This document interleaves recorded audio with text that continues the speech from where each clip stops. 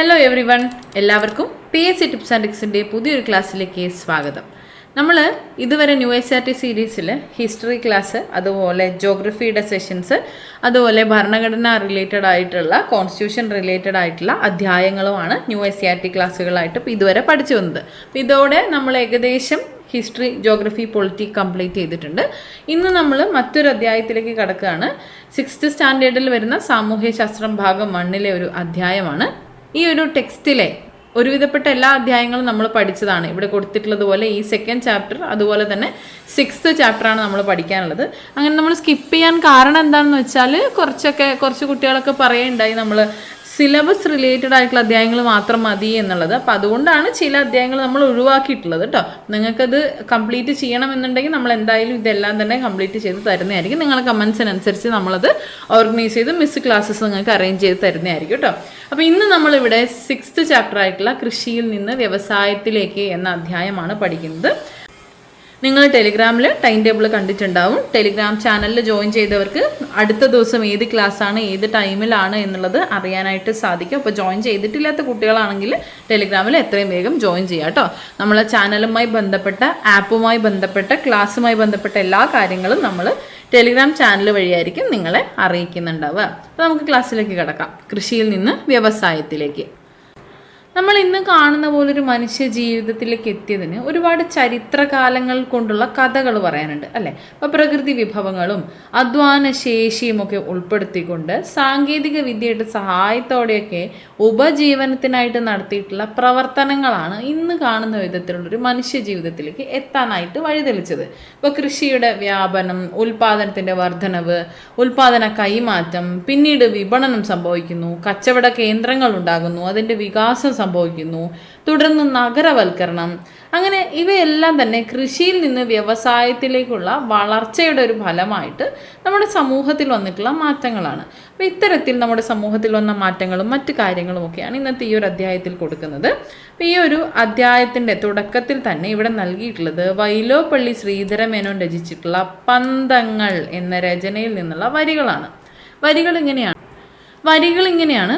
പണ്ട് പിതാമഹർ കാടിൻ നടുവിൽ ചിന്തകൾ ഉരസിടും അക്കാലം വന്നു പിറന്നിതു ചെന്നിണമോലും വാളുകണക്കൊരു തീനാളം കാടും പടലും വെണ്ണീറാക്കി കനകക്കതിരിനു വളമേകി കഠിനമിരുമ്പു കുഴമ്പാക്കി പല കുറുനിര വാർത്തു പണിക്കേകി. അപ്പം ഇത് പന്തങ്ങൾ എന്ന് പറയുന്ന ഈ ഒരു രചനയിൽ നിന്നുള്ള വരികളാണ് എന്നുള്ളത് ഓർക്കണം.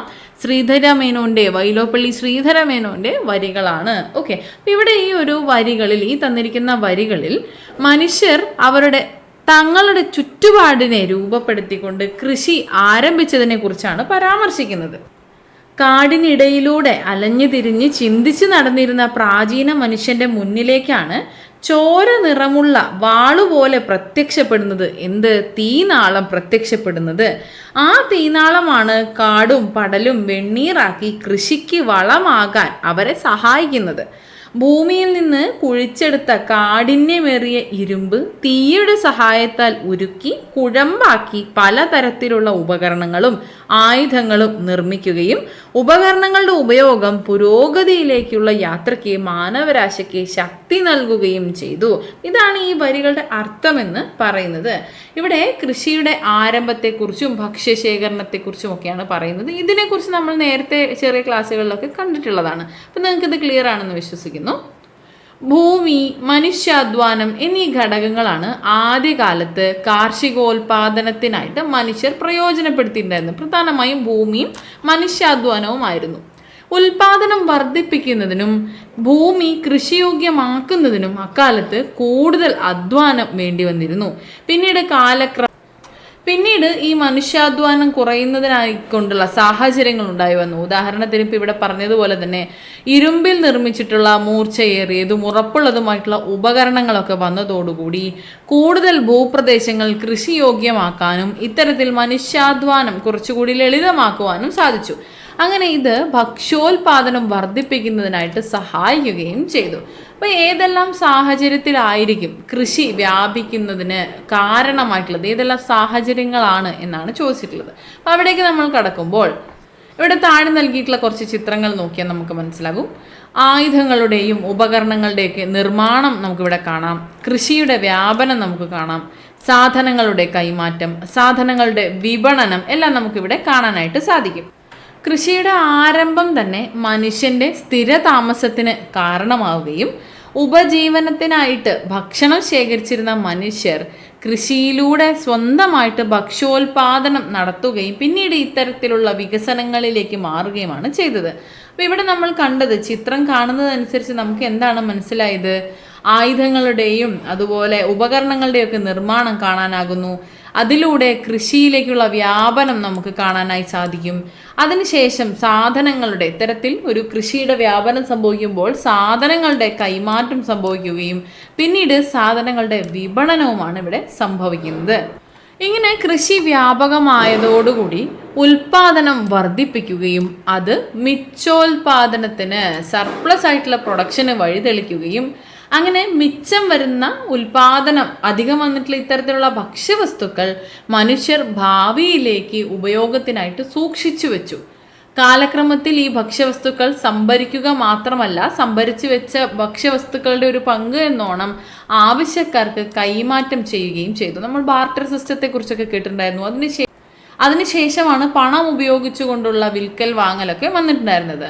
അപ്പോൾ ആദ്യകാലത്ത് പ്രാദേശികമായി മാത്രമാണ് ഇത്തരത്തിൽ കൈമാറ്റം നിലനിന്നിരുന്നത്. തുടർന്ന് ഇത് ദേശങ്ങൾ കടന്നു കൈമാറ്റം വ്യാപിക്കുകയാണ് ചെയ്തത്. നമ്മൾ കഴിഞ്ഞ കുറച്ച് ചെറിയ ക്ലാസ്സുകളിലായിട്ട് 5ാം ക്ലാസ്സിലൊരു ഭക്ഷണവും മനുഷ്യരും എന്ന അധ്യായം, വസ്ത്രത്തിൻ്റെ നാൾവഴികൾ, ഗതാഗതവും ആശയവിനിമയ സംവിധാനം പോലുള്ള ചാപ്റ്ററുകളൊക്കെ പഠിച്ചപ്പോൾ ഇത്തരത്തിലുള്ള കാര്യങ്ങളൊക്കെ നമ്മൾ പഠിച്ചിട്ടുണ്ട്. 5ാം ക്ലാസ്സിലെ മാത്രമല്ല 6th മറ്റ് ചാപ്റ്റേഴ്സ് പഠിച്ചപ്പോഴും ഇത്തരത്തിൽ കൈമാറ്റ വ്യവസ്ഥയെക്കുറിച്ചും തുടർന്ന് വന്ന നഗരവൽക്കരണം വരെയുള്ള കാര്യങ്ങളെക്കുറിച്ചൊക്കെ നമ്മൾ പഠിച്ചിട്ടുണ്ടായിരുന്നു. അപ്പോൾ അതൊക്കെ ഒന്ന് അടിസ്ഥാനമാക്കി വെച്ചുകൊണ്ട് ഇത് മനസ്സിലാക്കാനായിട്ട് ശ്രമിക്കുക. ചെറിയ കാര്യങ്ങളാണ് നമ്മളിവിടെ പറയുന്നത്. ഓക്കെ, ആദ്യകാലത്ത് പ്രാദേശികമായി മാത്രം ഇത്തരത്തിലുള്ള കൈമാറ്റം നടക്കുകയും ചെയ്തു. പിന്നീട് അത് ദേശങ്ങൾ കടന്ന് കൈമാറ്റം വളരുകയാണ് ചെയ്തത്. ക്രമേണ ഈ സാധന കൈമാറ്റത്തിനായിട്ട് ചെമ്പിലും വെള്ളിയിലും സ്വർണത്തിലും നിർമ്മിച്ചിട്ടുള്ള നാണയങ്ങൾ വിനിമയ മാധ്യമങ്ങളായിട്ട് ഉപയോഗിച്ചു തുടങ്ങുകയും പിന്നീട് കരകൗശല വസ്തുക്കൾ, തുണിത്തരങ്ങൾ, സുഗന്ധവ്യഞ്ജനങ്ങൾ എന്നിവയായിരുന്നു ആഭ്യന്തര വ്യാപാരത്തിലെ പ്രധാന വസ്തുക്കൾ എന്ന് പറയുന്നത്. എന്താണ് വ്യാപാരം? വ്യാപാരം എന്ന് പറഞ്ഞാൽ പ്രതിഫലം ഈടാക്കിക്കൊണ്ട് സാധനങ്ങളോ സേവനങ്ങളോ കൈമാറ്റം ചെയ്യുന്ന പ്രക്രിയയെ വ്യാപാരം എന്ന് പറയും. പ്രതിഫലം ഈടാക്കിക്കൊണ്ട് സാധനങ്ങളോ സേവനങ്ങളോ കൈമാറ്റം ചെയ്യുന്ന പ്രക്രിയയാണ് വ്യാപാരം എന്ന് പറയുന്നത്. അപ്പോൾ ഇവിടെ ആദ്യം പറഞ്ഞിരുന്നത് പോലെ സാധനങ്ങൾക്ക് പകരം സാധനങ്ങൾ നൽകിയിരുന്നു. ആ ഒരു സമ്പ്രദായത്തിന് ശേഷമാണ് പിന്നീട് ചെമ്പിലും വെള്ളിയിലും സ്വർണത്തിലുമൊക്കെ നിർമ്മിച്ചിട്ടുള്ള നാണയങ്ങൾ ഉപയോഗിച്ചുകൊണ്ടുള്ള വ്യാപാരം ആരംഭിക്കുന്നത്. അപ്പോൾ പ്രതിഫലം ഈടാക്കിക്കൊണ്ട് സാധനങ്ങളോ സേവനങ്ങളോ കൈമാറ്റം ചെയ്യുന്നതിനെ വ്യാപാരം എന്ന് പറയുന്നു. അപ്പോൾ ഇവിടെ നിലനിന്നിരുന്ന പ്രധാനപ്പെട്ട വ്യാപാര വസ്തുക്കളാണ് കരകൗശല വസ്തുക്കൾ, തുണിത്തരങ്ങൾ, സുഗന്ധവ്യഞ്ജനങ്ങൾ എന്നിവയൊക്കെ ആയിരുന്നു. ഇങ്ങനെ സാധനങ്ങളുടെ കൈമാറ്റം പിൽക്കാലത്ത് വിദൂര ദേശങ്ങൾ തമ്മിലും ആരംഭിച്ചു. ഇവിടെ പറഞ്ഞതുപോലെ ആദ്യം പ്രാദേശികമായിട്ട് മാത്രം, പിന്നീട് ദേശങ്ങൾ കടന്നു നടന്നു. പിന്നീട് ഇത് അന്തർദേശീയ തലത്തിൽ വലിയ വിദൂര ദേശങ്ങൾ തമ്മിലും ഈ ഒരു വ്യാപാരം ആരംഭിച്ചു എന്നുള്ളതാണ്.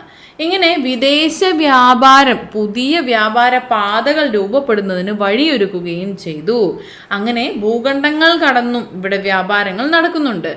ഏഷ്യ ഭൂഖണ്ഡത്തിലെ കിഴക്കും പടിഞ്ഞാറും തമ്മിലുള്ള ഏഷ്യ, യൂറോപ്പ്, ആഫ്രിക്ക എന്നിവ തമ്മിലുള്ള വാണിജ്യ ബന്ധം നിലനിർത്തുന്നതിനായിട്ടുള്ള ഒരു പാതയുണ്ട്, പട്ടുപാത, സിൽക്ക് റൂട്ട് എന്ന് പറയുന്നു. അത് ഇതിന് വളരെ പ്രധാനപ്പെട്ട ഒരു ഉദാഹരണമായി നമുക്ക് കണക്കാക്കാവുന്നതാണ്.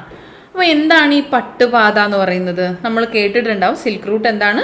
ഏഷ്യ, യൂറോപ്പ്, ആഫ്രിക്ക എന്നിവ തമ്മിലുള്ള കച്ചവട ബന്ധം നിലനിന്നിരുന്ന ഒരു പ്രധാനപ്പെട്ട വ്യാപാര പാതയാണ് ഈ പട്ടുപാത അല്ലെങ്കിൽ സിൽക്ക് റൂട്ട്. അപ്പോൾ ഈ ഒരു പാത, പട്ടുപാത വഴി ഉൽപ്പന്നങ്ങളുടെ വ്യാപാരം നടക്കുന്നുണ്ട് നമുക്ക് മനസ്സിലായി. അതുപോലെ തന്നെ സാംസ്കാരിക സങ്കലനവും കൂടി ഈ ഒരു വാണിജ്യ പാത വഴി ശക്തിപ്പെട്ടു. ഈ പാതയിലൂടെ യാത്ര ചെയ്യുന്ന വ്യാപാരികൾക്കും കച്ചവടക്കാർക്കും താമസിക്കാനും ഉൽപ്പന്നങ്ങൾ സുരക്ഷിതമായി സൂക്ഷിക്കാനുമുള്ള അതിഥി മന്ദിരങ്ങൾ ഈ ഒരു പാതയിൽ തന്നെ പലയിടത്തും നിർമ്മിച്ചിട്ടുണ്ടെന്നാണ് പറയുന്നത്. അപ്പോൾ പട്ടുപാത എന്താണെന്ന് മനസ്സിലായല്ലോ. ഇതാണ് പട്ടുപാത എന്നത്. ഇനി ഇവിടെ നൽകിയിട്ടുള്ള കാര്യങ്ങൾ നോക്കാം. കൃഷിയുടെ വ്യാപനം സംഭവിച്ചു. കൃഷി വ്യാപനം സംഭവിക്കുന്നതിലൂടെ എന്താണ്, സർപ്ലസ് ആയിട്ടുള്ള പ്രൊഡക്ഷൻ ഉണ്ടാകുന്നു, മിച്ചോൽപാദനം ഉണ്ടാകുന്നു. നമ്മൾക്ക് ആവശ്യമായിട്ടുള്ള അന്നേക്ക് ആവശ്യമായിട്ടുള്ളതിനേക്കാൾ കൂടുതൽ ഉൽപ്പന്നങ്ങൾ ഉൽപ്പാദിപ്പിക്കുകയും മിച്ചോൽപാദനം ഉണ്ടാവുകയും ചെയ്യുന്നു. അങ്ങനെ മിച്ചം വന്ന ഉൽപാദനം അവർ സംഭരിച്ച് വെക്കുന്നു, ഉൽപ്പന്ന സംഭരണം. ആ സംഭരിച്ചു വെക്കുന്നതിൽ നിന്നും ഒരു പങ്ക് അവർ കൈമാറ്റം ചെയ്യപ്പെടുന്നു, ഇല്ലാത്തവർക്കായിട്ട് കൈമാറ്റം ചെയ്യപ്പെടുന്നു. സാധനങ്ങൾക്ക് സാധനം, ആവശ്യം ആയിട്ടുള്ള സാധനങ്ങൾ വാങ്ങുമ്പോൾ അവർ മിച്ചമായിട്ടുള്ള സാധനങ്ങൾ കൊടുക്കുന്നു. അത്തരത്തിലൊരു ഉൽപ്പന്ന കൈമാറ്റം സംഭവിക്കുന്നു. അത് പിന്നീട് വളർന്ന് ചന്തകൾ അല്ലെങ്കിൽ അങ്ങാടികളായിട്ട് വികസിക്കുന്നു. അത് പിന്നീട് വികസിച്ചുകൊണ്ടാണ്, അങ്ങാടികൾ വളർന്നുകൊണ്ടാണ് പ്രധാനപ്പെട്ട കച്ചവട കേന്ദ്രങ്ങളും നഗരങ്ങളുമായിട്ട് മാറുന്നത്. ഈ ഒരു ഫ്ലോ ചാർട്ട് ക്ലിയർ അല്ലേ? നമ്മൾ ഇത്ര നേരം പറഞ്ഞു വന്നത് ഏതാണ്ട് ഇതിൽ ഉൾപ്പെടുന്ന കാര്യങ്ങളാണ്. ഓക്കെ അല്ലേ? അങ്ങനെ നമ്മൾ കൃഷിയിൽ നിന്ന് വ്യാപാരത്തിലേക്കുള്ള വളർച്ച കണ്ടു. കൃഷിയും വ്യാപാരവുമായി ബന്ധപ്പെട്ട് നടന്ന പ്രവർത്തനങ്ങൾ പിന്നീട് വരുമാനം ലക്ഷ്യം വെച്ചുള്ളവയായിട്ട് മാറുകയാണ് ചെയ്തത്. ഇവിടെ കൗടില്യന്റെ ഒരു വാക്ക് തന്നിട്ടുണ്ട്. അദ്ദേഹത്തിന്റെ വാക്കുകൾ ഇപ്രകാരമാണ്: അഭിവൃദ്ധിയുടെ മൂല കാരണം സാമ്പത്തിക പ്രവർത്തനങ്ങളാണ്. അതിന്റെ അഭാവം ഗുരുതരമായിട്ടുള്ള ദുരിതം കൊണ്ടുവരുന്നു.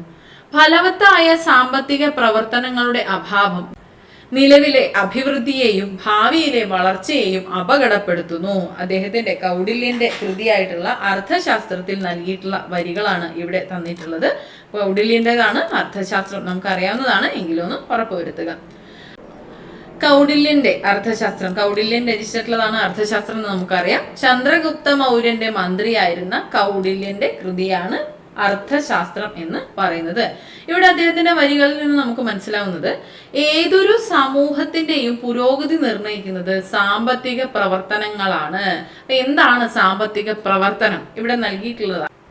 ഇവിടെ ഇദ്ദേഹം പറയുന്നത് ഏതൊരു സമൂഹത്തിന്റെയും പുരോഗതി നിർണ്ണയിക്കുന്നത് സാമ്പത്തിക പ്രവർത്തനങ്ങളാണ് എന്നാണ്. എന്താണ് സാമ്പത്തിക പ്രവർത്തനം? സാമ്പത്തിക പ്രവർത്തനങ്ങളെ കുറിച്ച് പറയുന്നത് ഉൽപാദനം എന്ന പ്രക്രിയയ്ക്ക് സാമ്പത്തിക പ്രവർത്തനങ്ങളിൽ വളരെയധികം പ്രാധാന്യമുണ്ട്. കാരണം പ്രകൃതിയും മനുഷ്യാധ്വാനവും മനുഷ്യനിർമ്മിതമായിട്ടുള്ള ഉപകരണങ്ങളും ഒത്തുചേർന്നപ്പോഴാണ് ഇന്ന് കാണുന്ന ഉൽപ്പന്ന വൈവിധ്യം സാധ്യമായിട്ടുള്ളത്. സാധനങ്ങളുടെയും സേവനങ്ങളുടെയും ഉൽപാദനം, വിതരണം, കൈമാറ്റം ഇവയെല്ലാം ഉൾപ്പെടുന്ന പ്രവർത്തനങ്ങളെയാണ് പൊതുവെ സാമ്പത്തിക പ്രവർത്തനങ്ങൾ എന്ന് പറയുന്നത്. അപ്പോൾ ലളിതമായി പറയുകയാണെങ്കിൽ വരുമാനം ലഭ്യമാക്കുന്ന പ്രവർത്തനങ്ങളാണ് സാമ്പത്തിക പ്രവർത്തനങ്ങൾ. സാമ്പത്തിക പ്രവർത്തനങ്ങൾ സാധ്യമാക്കുന്നത് ഉൽപാദനത്തിലൂടെയാണ്. ക്ലിയർ ആണോ? വരുമാനം ലഭ്യമാക്കുന്ന പ്രവർത്തനങ്ങളെ സാമ്പത്തിക പ്രവർത്തനങ്ങൾ എന്ന് പറയുന്നു. ഇത്തരത്തിൽ സാമ്പത്തിക പ്രവർത്തനങ്ങൾ സാധ്യമാക്കുന്നത് ഉൽപാദനം എന്ന പ്രക്രിയയിലൂടെയാണ്. ഇനി ഇവിടെ താഴെ തന്നിരിക്കുന്ന ചിത്രങ്ങളൊന്ന് നിരീക്ഷിക്കുക. ഇവിടെ നമുക്ക് കാണാം നമ്മുടെ ഇഷ്ടപ്പെട്ട പാനീയമായിട്ടുള്ള ചായ ഉണ്ടാക്കുന്നതിലേക്ക് വേണ്ട പ്രവർത്തനങ്ങളാണ്. എങ്ങനെയാണ്?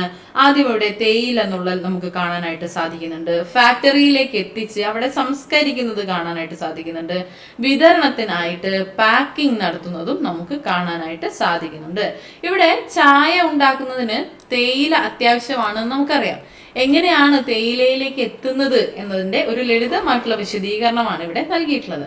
ഇവിടെ നമുക്ക് ജോലികളെ തരംതിരിക്കാനായിട്ട് സാധിക്കും. എങ്ങനെയാണ്? ഇവിടെ സാമ്പത്തിക പ്രവർത്തനങ്ങൾ പ്രാഥമികമെന്നും ദ്വിതീയമെന്നും തൃതീയമെന്നും ഇങ്ങനെ പൊതുവെ മൂന്നായിട്ട് തരംതിരിച്ചിട്ടുണ്ടെന്ന് നമ്മൾ കേട്ടിട്ടുണ്ടാവും.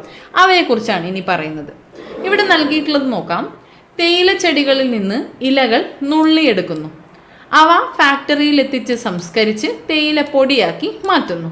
ഈ തേയില പൊടികൾ കവറുകളിലാക്കി വാഹനങ്ങളിൽ നമ്മുടെ വീടിന് സമീപമുള്ള കടകളിൽ എത്തിക്കുന്നു.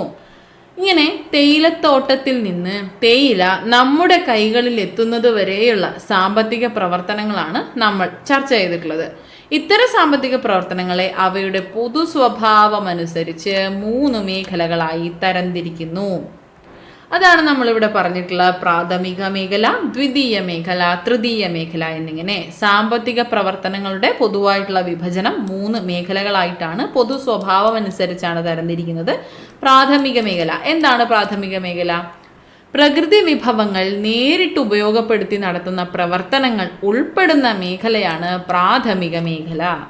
ഇവിടെ ഈ ഒരു പ്രാഥമിക മേഖലയിൽ കൃഷിയും അനുബന്ധ പ്രവർത്തനങ്ങളുമൊക്കെയാണ് പ്രധാന സാമ്പത്തിക പ്രവർത്തനങ്ങളായി നിൽക്കുന്നത്.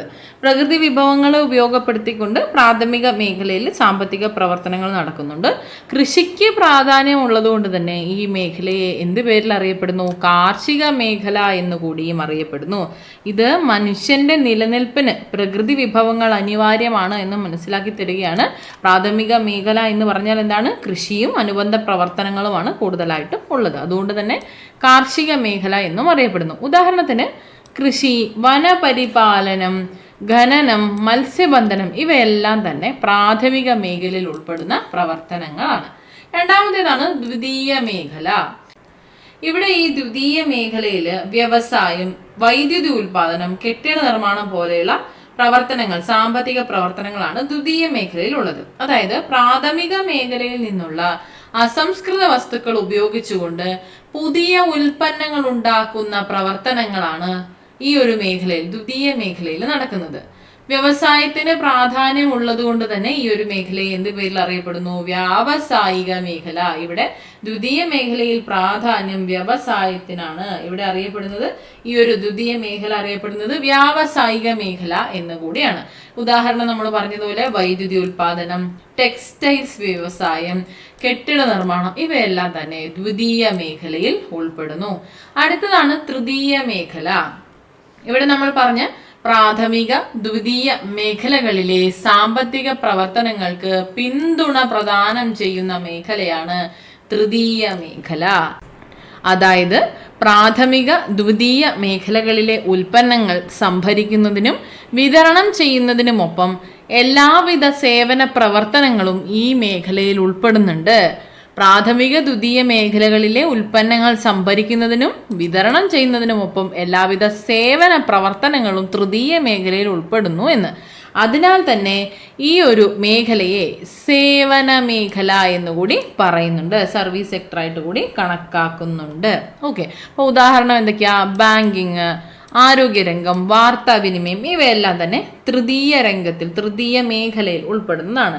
ഇവിടെ വ്യാപാരം, ഗതാഗതം, വാർത്താവിനിമയം, ബാങ്കിങ്, ആരോഗ്യ മേഖല, ഇപ്പോൾ ഇൻഷുറൻസ് പോലെയുള്ളത്, ഹോട്ടൽ തുടങ്ങിയ മേഖലകളൊക്കെ ഈ ഒരു തൃതീയ മേഖലയിൽ ഉൾപ്പെടുന്നതാണ്. ഇവിടെ ജനങ്ങൾക്കും പ്രാഥമിക, ദ്വിതീയ മേഖലകൾക്കും ആവശ്യമായിട്ടുള്ള സേവനങ്ങളാണ് നൽകുന്നത്. അതുകൊണ്ട് തന്നെ സേവന മേഖല എന്നുകൂടി തൃതീയ മേഖല അറിയപ്പെടുന്നു. അപ്പോൾ ഇതാണ് പ്രധാനപ്പെട്ട സാമ്പത്തിക പ്രവർത്തനങ്ങളുടെ വിഭജനങ്ങളിൽ ഉൾപ്പെടുന്നത്. ചോദിക്കാറുണ്ട്. ഈ ഒരു പോർഷൻ ഭയങ്കര ഇമ്പോർട്ടൻ്റ് ആണ് കേട്ടോ.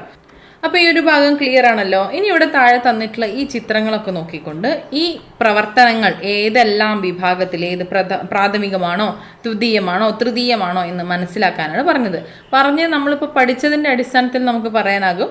ഖനനം ഏതാണ്? ഖനനം പ്രാഥമിക മേഖലയാണ്. മത്സ്യബന്ധനം ഏതാണ്? പ്രാഥമിക മേഖലയിൽ ഉൾപ്പെടുന്നതാണ്. ആരോഗ്യരംഗം നമ്മൾ നേരത്തെ പറഞ്ഞതുപോലെ സേവനമാണല്ലോ, സേവനം തൃതീയമാണ്, തൃതീയ മേഖലയിൽ ഉൾപ്പെടുന്നതാണ്. വ്യവസായം എന്ന് പറയുന്നത് വ്യവസായ മേഖല എന്നുകൂടി അറിയപ്പെടുന്നത് എന്താണ്? ദ്വിതീയ മേഖലയാണ്. കെട്ടിട നിർമ്മാണം ദ്വിതീയ മേഖലയാണ്. കൃഷി ഏതാണ്? പ്രാഥമിക മേഖലയാണ്. വൈദ്യുതി ഉൽപാദനം നമ്മൾ നേരത്തെ പറഞ്ഞതുപോലെ തന്നെ ദ്വിതീയ മേഖലയാണ്.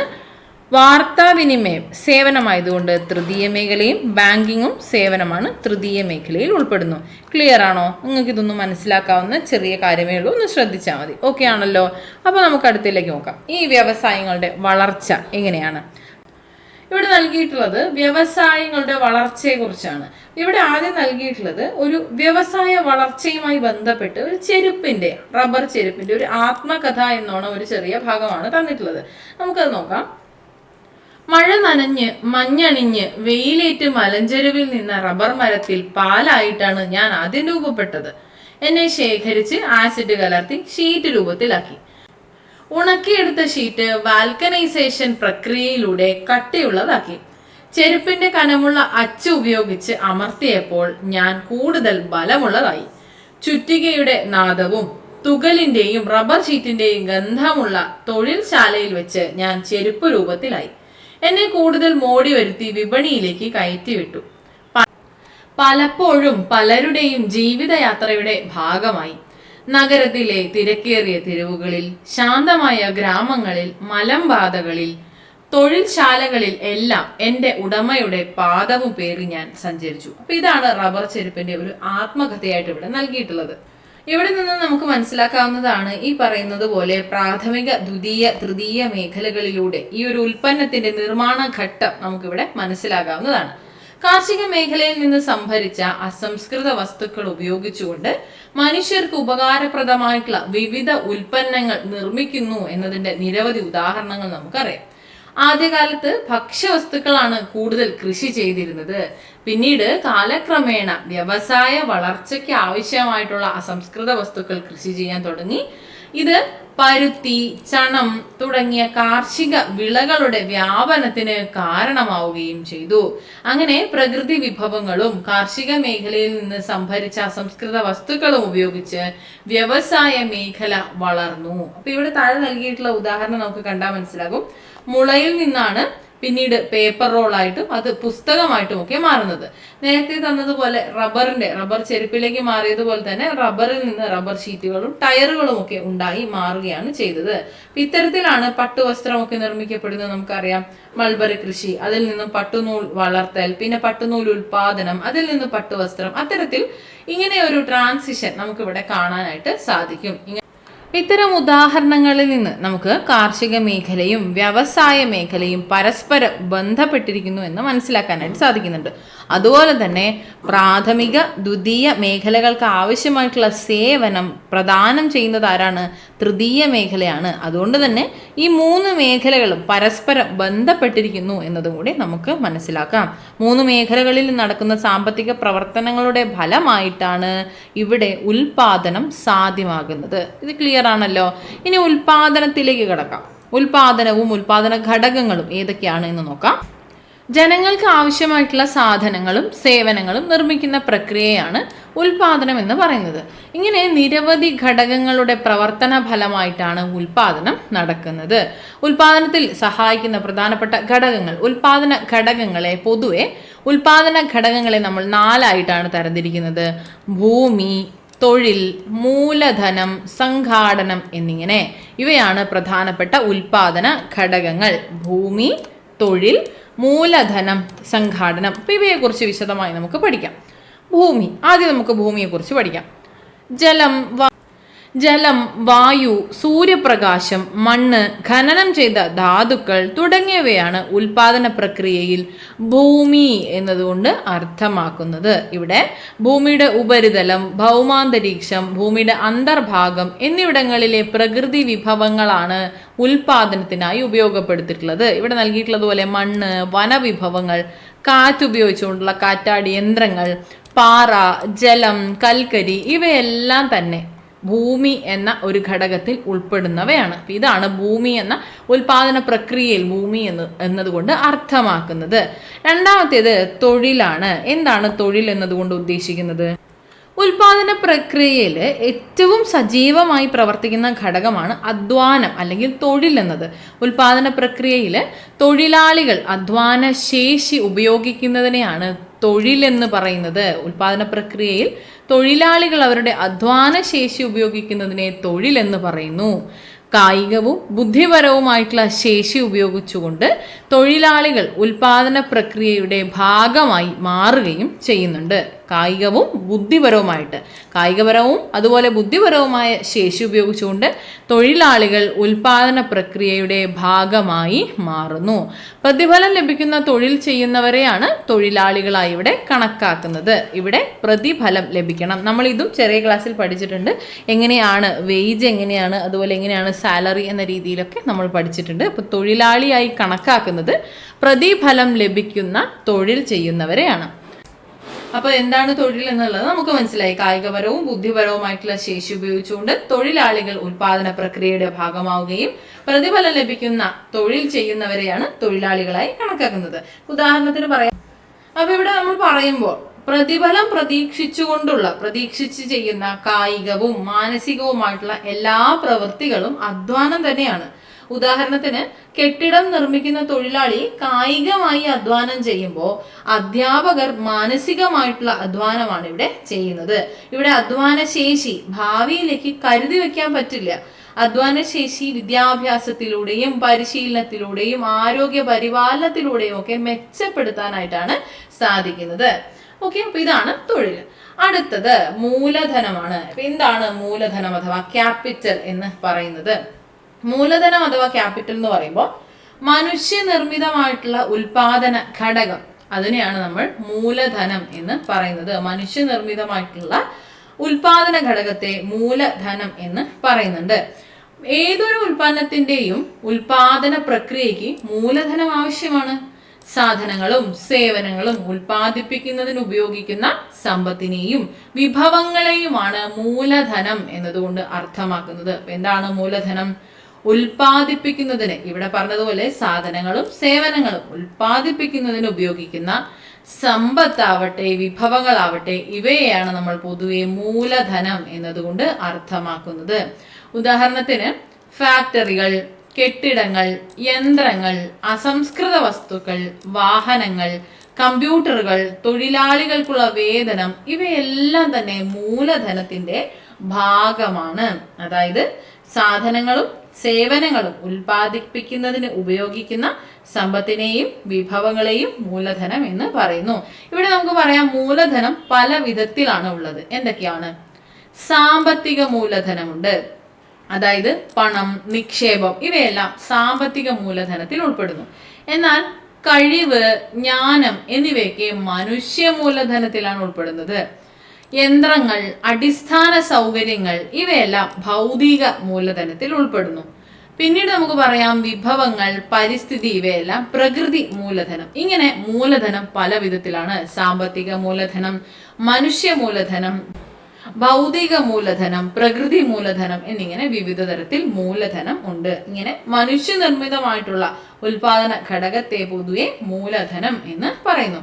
നാലാമത്തെ വിഭാഗമാണ് സംഘാടനം. നാലാമത്തെ ഉൽപാദന ഘടകത്തെയാണ് സംഘാടനം എന്ന് പറയുന്നത്. ആദ്യം നമ്മൾ പറഞ്ഞ ഉൽപാദന ഘടകങ്ങളായിട്ടുള്ള ഭൂമി, മൂലധനം, തൊഴിൽ അഥവാ അധ്വാനം ഇവയെല്ലാം കൂട്ടിയോജിപ്പിക്കലിനെയാണ് സംഘാടനം എന്നതുകൊണ്ട് ഉദ്ദേശിക്കുന്നത്. ഉൽപാദക ഘടകങ്ങളായിട്ടുള്ള ഭൂമി, തൊഴിൽ, മൂലധനം എന്നിവയെ കൂട്ടിയോജിപ്പിക്കലാണ് സംഘാടനം. ഇതിനായിട്ട് പ്രവർത്തിക്കുന്നവർ സംഘാടകർ അഥവാ സംരംഭകർ എന്ന പേരിലാണ് അറിയപ്പെടുന്നത്. സംഘാടനത്തിനായി പ്രവർത്തിക്കുന്നവരെ സംഘാടകർ അല്ലെങ്കിൽ സംരംഭകർ എന്ന് പറയുന്നു.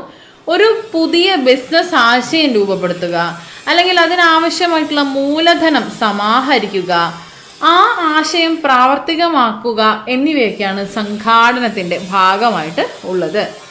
ഉൽപാദനത്തിന് ആവശ്യമായിട്ടുള്ള ഭൂമി, തൊഴിലാളികൾ, അസംസ്കൃത വസ്തുക്കൾ, യന്ത്രങ്ങൾ, പണം മുതലായവയൊക്കെ കണ്ടെത്തുന്നത് ഈ സംഘാടകനാണ്. ഉൽപാദന പ്രക്രിയ പരിഷ്കരിക്കുക, പുതിയ ഉൽപ്പന്നങ്ങൾ നിർമ്മിക്കുക, പുതിയ കമ്പോളങ്ങൾ കണ്ടെത്തുക, പുതിയ വിപണന തന്ത്രങ്ങൾ ആവിഷ്കരിക്കുക ഇവയെല്ലാം ചെയ്യുന്നതും സംഘാടകർ അഥവാ സംരംഭകർ തന്നെയാണ്. അങ്ങനെ നമ്മൾ ഉൽപാദന ഘടകങ്ങളെ കുറിച്ച് മനസ്സിലാക്കി.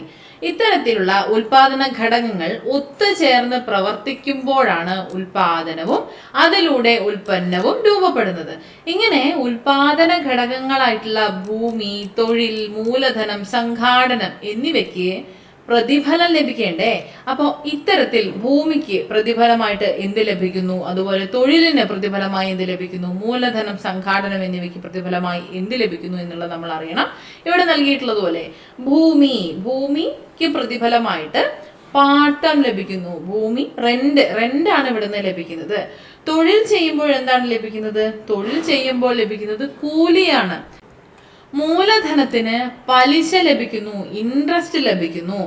സംഘാടനത്തിന് പ്രോഫിറ്റ് അഥവാ ലാഭം ലഭിക്കുകയാണ് ചെയ്യുന്നത്. അപ്പൊ ഭൂമിക്ക് പാട്ടം, തൊഴിലിന് കൂലി, മൂലധനത്തിന് പലിശ, സംഘാടനത്തിന് ലാഭം എന്നിങ്ങനെയാണ് ഈ ഉത്പാദക ഘടകങ്ങൾക്ക് പ്രതിഫലം ലഭിക്കുന്നത്.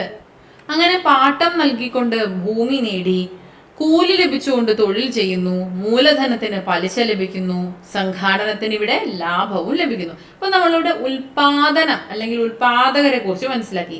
ഇനി ഉപഭോക്താവിനെ കുറിച്ച് മനസ്സിലാക്കണം.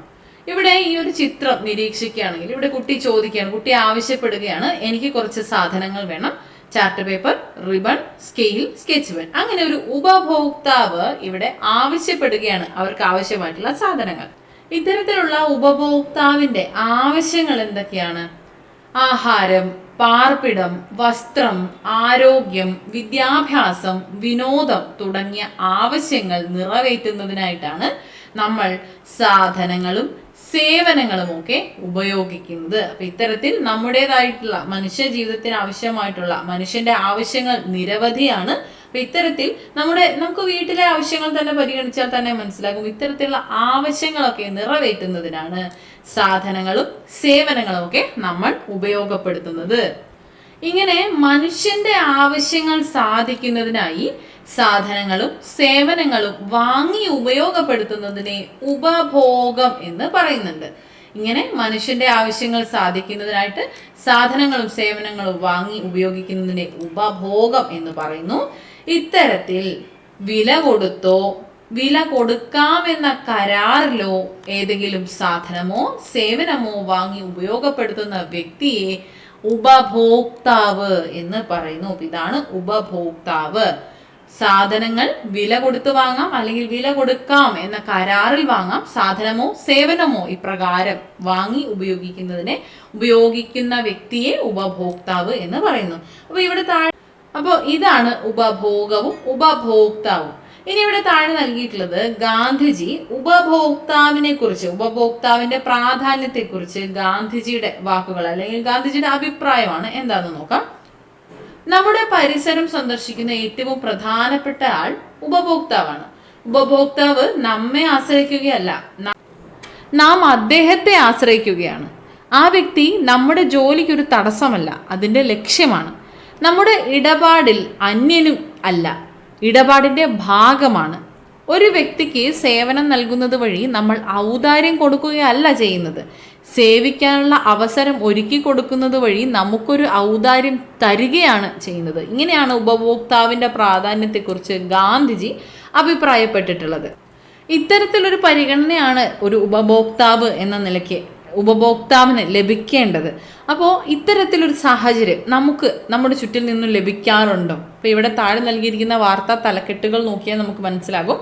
കറി പൗഡറിൽ മായം, പ്രമുഖ കമ്പനികളുടെ ഉൽപ്പന്നങ്ങൾ പിടിച്ചെടുത്തു. വൃത്തിക്കുറവും മായം കൂടുതലും, 100-ലധികം ഹോട്ടലുകൾക്ക് പൂട്ടുവീണു. അളവ് തൂക്ക തട്ടിപ്പ്, 1 മാസത്തിനിടെ 90 ലക്ഷം പിഴയിട്ടു. 400 കിലോ പഴകിയ മത്സ്യം പിടിച്ചെടുത്ത് നശിപ്പിച്ചു. ഇത്തരത്തിൽ ഈ സംഭവങ്ങൾ വായിക്കുമ്പോൾ നമുക്ക് എന്താണ് മനസ്സിലാകുന്നത്? ഉപഭോക്താവിനെ അദ്ദേഹത്തിന്റെ അവകാശങ്ങൾ നടപ്പിലാക്കപ്പെടാത്ത സാഹചര്യമുണ്ട്. അങ്ങനെ സാധനങ്ങൾ വാങ്ങുമ്പോഴും സേവനങ്ങൾ ഉപയോഗപ്പെടുത്തുമ്പോഴും ഉപഭോക്താവ് എന്ന നിലയിൽ നമുക്ക് കുറച്ച് അവകാശങ്ങളുണ്ട്. എന്തൊക്കെയാണ്? ഗുണമേന്മ ഉറപ്പുവരുത്തണം, വിൽപ്പനാനന്തര സേവനം ഉണ്ടായിരിക്കണം, വിശ്വാസ്യത ഉണ്ടായിരിക്കണം, അളവിലും തൂക്കത്തിലും കൃത്യത ഉണ്ടായിരിക്കണം, നല്ല പെരുമാറ്റം ഉണ്ടായിരിക്കണം, മൂല്യത്തിനനുസരിച്ചുള്ള വിലയുമായിരിക്കണം ഈടാക്കേണ്ടത്. അപ്പം ഇത്തരത്തിൽ നിരവധി അവകാശങ്ങൾ ഉപഭോക്താവ് എന്ന നിലയിൽ നമുക്ക് ഓരോരുത്തർക്കും ഉണ്ട് എന്നുള്ളത് നമ്മൾ മനസ്സിലാക്കണം. ഇത്തരത്തിലൊരു സാഹചര്യം നമുക്ക് ലഭ്യമാകുന്നില്ല എങ്കിൽ അതിനും പരിഹാരമുണ്ട്. സാധനങ്ങളും സേവനങ്ങളും ഒക്കെ ഉപയോഗപ്പെടുത്തുമ്പോഴും ഉപഭോക്താവ് എന്ന നിലയിൽ ശ്രദ്ധിക്കേണ്ട കാര്യങ്ങളെക്കുറിച്ച് നമ്മൾ മനസ്സിലാക്കിയിരിക്കണം. ഇങ്ങനെ ഉപഭോക്താവിന് കിട്ടേണ്ട അവകാശങ്ങൾ നിഷേധിക്കപ്പെട്ടാൽ ജില്ലാ, സംസ്ഥാന, ദേശീയ ഉപഭോക്തൃ കോടതികളിലൂടെ സംരക്ഷണം ഉറപ്പുവരുത്താവുന്നതുമാണ്. അപ്പോൾ ഉപഭോക്താവിന് കിട്ടേണ്ട അവകാശങ്ങൾ നിഷേധിക്കപ്പെടുകയാണെങ്കിൽ, ഇത്തരത്തിൽ നിഷേധിക്കപ്പെട്ടാൽ ബന്ധപ്പെട്ട സർക്കാർ വകുപ്പുകളെയും ഉപഭോക്തൃ കോടതികളെയും നമുക്ക് സമീപിക്കാവുന്നതാണ്. അങ്ങനെ ജില്ലാ, സംസ്ഥാന, ദേശീയ തലങ്ങളിൽ ഉപഭോക്തൃ തർക്ക പരിഹാര കോടതികൾ ഇന്ന് നിലവിലുണ്ട്. അപ്പോൾ ഇത്തരത്തിലുള്ള കോടതികളും സാഹചര്യങ്ങളും അവകാശം നിഷേധിക്കപ്പെടുമ്പോൾ നമുക്ക് ചെന്നെത്താൻ അഭയം പ്രാപിക്കാൻ പറ്റുന്ന കാര്യങ്ങളും ഒക്കെ ഇവിടെ ഉണ്ട് എന്നുള്ളത് നമ്മൾ അറിഞ്ഞിരിക്കണം. നമ്മൾ ഓരോരുത്തരും അവെയർ ആയിരിക്കണം. അപ്പം അതിനായിട്ട് ഉപഭോക്താക്കൾ ചൂഷണം ചെയ്യപ്പെടുന്നത് തടയുന്നതിനായിട്ട് ശക്തമായ നിയമങ്ങൾ ഉണ്ടാകണം. ഉപഭോക്തൃ വിദ്യാഭ്യാസം എന്നിവയും വളരെ പ്രാധാന്യമർഹിക്കുന്നതാണ്. ഇവിടെ ഈ ഒരു നിയമം നിലവിൽ വന്നിട്ടുള്ളത് 1986 കേട്ടോ. 1986 ഇന്ത്യയിൽ ഉപഭോക്തൃ സംരക്ഷണ നിയമം നിലവിൽ വന്നിട്ടുള്ളത്. 1986 ഇന്ത്യയിൽ ഉപഭോക്തൃ സംരക്ഷണ നിയമം നിലവിൽ വന്നു. ഇവിടെ നമ്മൾ പറഞ്ഞതുപോലെ തന്നെ ജില്ലാ, സംസ്ഥാന, ദേശീയ കോടതികളും സുപ്രീം കോടതിയും ഒക്കെ ഉപഭോക്തൃ തർക്ക പരിഹാരത്തിനായിട്ട് സംവിധാനങ്ങളായിട്ട് ഇവിടെ ഉണ്ട്. അപ്പോൾ ആദ്യം നമുക്ക് പറയാനാവുന്നത് ജില്ലാ ഉപഭോക്തൃ തർക്ക പരിഹാര കമ്മീഷനാണ്. ഇതും ചോദിച്ചിട്ടുണ്ട് കേട്ടോ. എത്ര രൂപ വരെയുള്ള നഷ്ടപരിഹാര കേസുകളാണ് ജില്ലയിൽ ഉൾപ്പെടുത്തിയിട്ടുള്ളത് എന്ന് ചോദിച്ചിട്ടുണ്ട്. അപ്പോൾ ജില്ലാതലത്തിൽ 1 കോടി രൂപ വരെയുള്ള നഷ്ടപരിഹാരം വരുന്ന 1 കോടി രൂപ വരെയുള്ള നഷ്ടപരിഹാരം വരുന്ന കേസുകളാണ് ജില്ലാ ഉപഭോക്തൃ തർക്ക പരിഹാര കമ്മീഷനിൽ ഉൾപ്പെടുന്നത്. ഇനി സംസ്ഥാന തലത്തിലേക്ക് വരുമ്പോൾ സംസ്ഥാന ഉപഭോക്തൃ തർക്ക പരിഹാര കമ്മീഷനിൽ 1 കോടി മുതൽ 10 കോടി വരെയുള്ള നഷ്ടപരിഹാരം വരുന്ന കേസുകളാണ് ഉൾപ്പെടുന്നത്. മൂന്നാമത് വരുന്നത് ദേശീയ ഉപഭോക്തൃ തർക്ക പരിഹാര കമ്മീഷനാണ്. ഇവിടെ നമ്മൾ നേരത്തെ പറഞ്ഞ സംസ്ഥാന തലത്തിൽ എങ്ങനെയായിരുന്നു? 1 കോടി മുതൽ 10 കോടി വരെയാണ്. 1 കോടി മുതൽ 10 കോടി വരെയാണ്.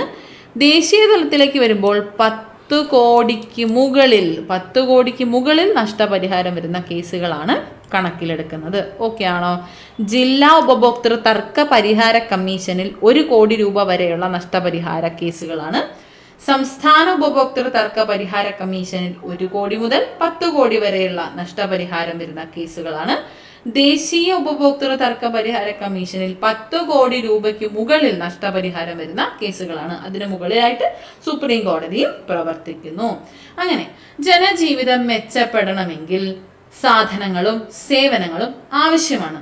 പ്രകൃതി വിഭവങ്ങളും മനുഷ്യാധ്വാനവും സാങ്കേതിക വിദ്യയും ഉപയോഗപ്പെടുത്തിക്കൊണ്ടാണ് സാധനങ്ങളും സേവനങ്ങളും ഒക്കെ ഉൽപ്പാദിപ്പിക്കുന്നത്.